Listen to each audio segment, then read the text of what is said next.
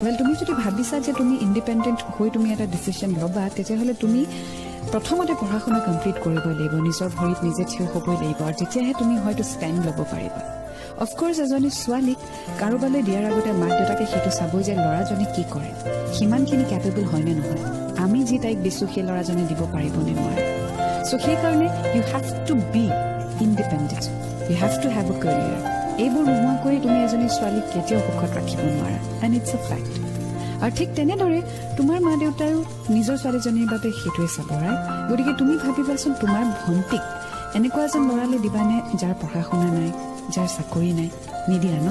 গতিকে তুমিও এজনী ছোৱালী বা কাৰোবাৰ এজনী ভনীয়েক বা বায়েকক অনাৰ আগতে এইটো ভাবিব লাগিব যে তুমি তেওঁক কি দিব পাৰিবা সুখত ৰাখিব পাৰিবা নে নোৱাৰা চ' প্ৰথম কথা হ'ল নিজৰ কেৰিয়াৰটো ছেট কৰি লোৱা পিছৰ কথা পিছত 93.5 FM